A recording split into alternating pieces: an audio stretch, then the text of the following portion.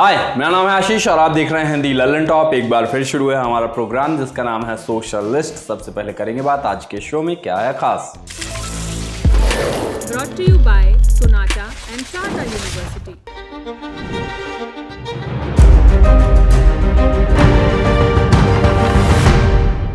श्रीनगर जा रहे Indigo plane के मामले में पाकिस्तान क्यों कोसा जा रहा है, दिल्ली वालों ने दिल्ली की कौन सी खराब बातें बताई, बेंगलुरु का चोर निकला बड़े दिल वाला और दिखाएंगे कैसे इस लड़के का ऑरा बढ़ गया। Where the software engineer meets the talented photographer, the world comes together at Sharda University. Delhi से श्रीनगर जा रहे इंडिगो के प्लेन के बारे में आपको पता ही चल गया होगा। इंडिगो फ्लाइट 6E2142 टर्बुलेंस में फंसी, उसका अगला हिस्सा भी टूट गया था। उसमें 220 यात्री सवार थे, फिर उसकी इमरजेंसी लैंडिंग हुई। अब नई चीज़ पता चली है जिसको लेकर सोशल मीडिया पर बहुत हंगामा मचा है। बात सामने आई कि मौसम बिगड़ने पर प्लेन ने इंडिया पाकिस्तान इंटरनेशनल बॉर्डर की ओर डाइवर्ट होने की कोशिश की थी, लेकिन पहले IAF के नॉर्दर्न एयर ट्रैफिक कंट्रोल ने उनको अप्रूवल नहीं दिया और पाकिस्तान से मदद मांगने पर लाहौर ATC ने भी उसको इजाज़त देने से मना कर दिया कि उधर जाए। ये बात सामने आई तो लोगों का गुस्सा फिर पाकिस्तान पर फूट पड़ा। मामला टेक्निकल था, कोई बाध्य नहीं था, लेकिन इंसानियत वाली बात थी। नॉर्दर्न ATC ने भी सुरक्षा के लिहाज से मना किया होगा, लेकिन लाहौर ATC पर गुस्सा फट पड़ा। लोगों ने लिखा कि जिन लोगों को पाकिस्तान प्रेम उभर आता है उन लोगों को ये जानना चाहिए कि कितना खुदगर्ज है पाकिस्तान। एक यूजर ने लिखा, सीखिए शत्रुबोध क्या होता है। पाकिस्तान की एक और गिरी हुई हरकत, खतरे में फंसे इंडिगो की फ्लाइट को नहीं दी एयर स्पेस के इस्तेमाल की इजाज़त। आगे डिटेल्स देके कहा कि ये होता है शत्रुबोध। प्लेन की तस्वीर लगाकर मामला बताया और लिखा गया कि ये तस्वीर आपने देखी होगी, इसके साथ कैसा हुआ उन्होंने जानकारी दी। फिर कहा कि पाकिस्तान ने मदद नहीं की, साफ इनकार कर दिया, ये जानते हुए कि ये यात्री विमान है।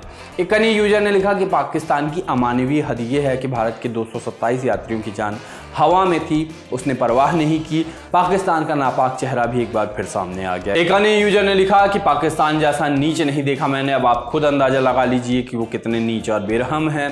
फ्लाइट में 227 लोग सवार थे, चिल्ला रहे थे, लेकिन पाकिस्तान को तरस नहीं आया। लेकिन कहते हैं ना, जागुरा खिसाइयाँ मार सके ना कोई।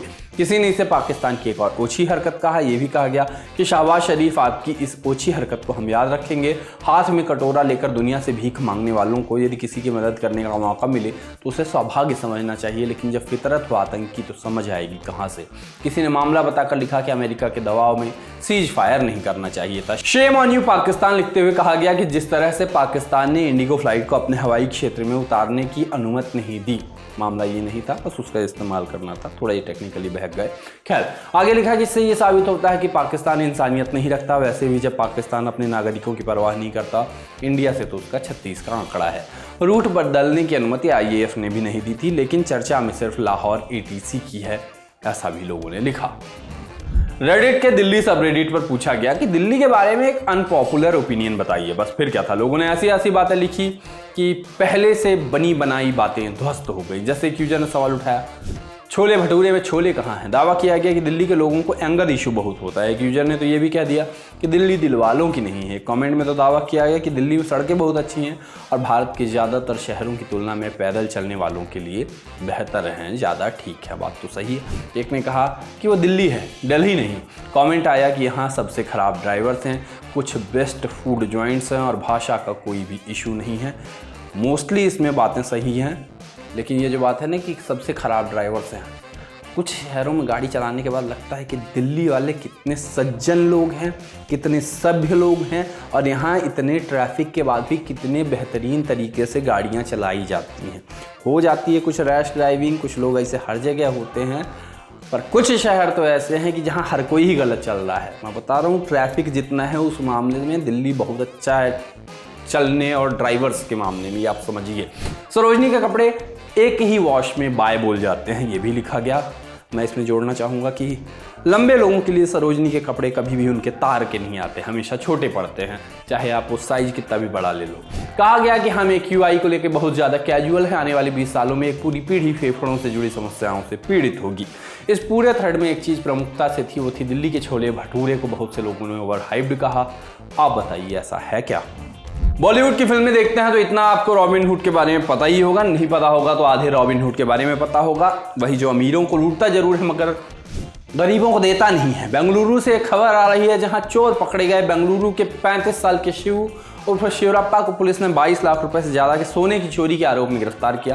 पूछताछ में उसने बताया कि उसने ये चोरी अपने लिए नहीं की है, बल्कि 20 गरीब बच्चों की स्कूल और कॉलेज की पढ़ाई का खर्च उठाने के लिए की है।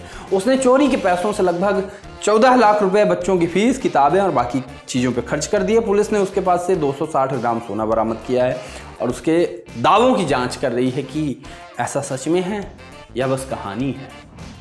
बेंगलुरु की ही एक और खबर बताते चलते हैं। कुछ सालों से कर्नाटक में बवाल चल रहा है भाषा का। कन्नडिगा कहते हैं कि वहाँ रहने वाले लोगों को कन्नड़ा में बात करनी चाहिए।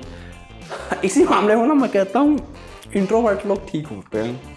उनका कहना होता है कि उनसे किसी भी भाषा में ज़्यादा बात ना की जाए। खैर, कन्नड़ा स्पीकर और नॉन कन्नड़ा स्पीकर्स के बीच ये बहस खूब चलती है। हाल ही में बेंगलुरु के SBI सूर्यनगर ब्रांच में एक आदमी कस्टमर केयर से कन्नड़ा में बात करने की जिद करने लगा। SBI कर्मचारी ने कहा कि कौन सा रूल है कि मैं कन्नड़ में ही बोलूं।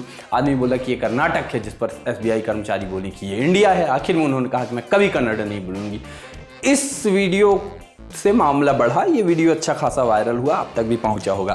खैर, मामला बढ़ने पर आरोपी बैंक कर्मचारी का ट्रांसफर भी कर दिया गया। आरोपी बैंक कर्मचारी का ट्रांसफर भी कर दिया गया और एक नया वीडियो सामने आया है जिसमें वही बैंक कर्मचारी अपने व्यवहार पर कन्नड़ में माफ़ी मांग रही है। इसी मामले में तेजस्वी सूर्या का भी ट्वीट आया।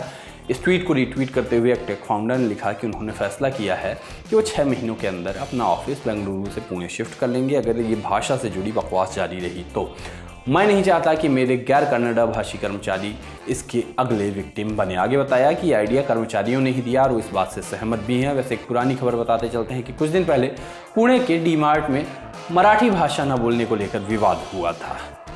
और कह दूँ, बात यह है कि भाषा ना ऐसे था कि मैं कुछ आप तक पहुँचाना चाह रहा हूँ, आपको समझ में आ जाए।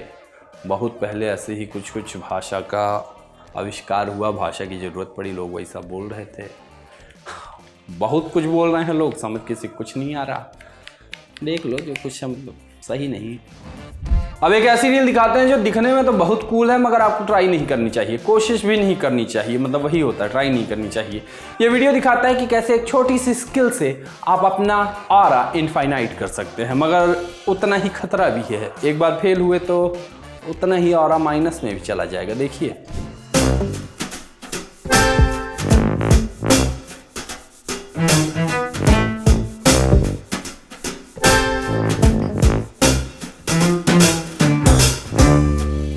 खैर, आज के शो में इतना ही। मिलते हैं सोमवार को। याद रखिए, खुद को खतरे में डालकर अपना ऑरा बढ़ाने की कोशिश नहीं करना चाहिए। इंट्रोवर्ट हैं तो आप जानिए, एक्सट्रोवर्ट हैं तो प्यार की भाषा बोल। बाय।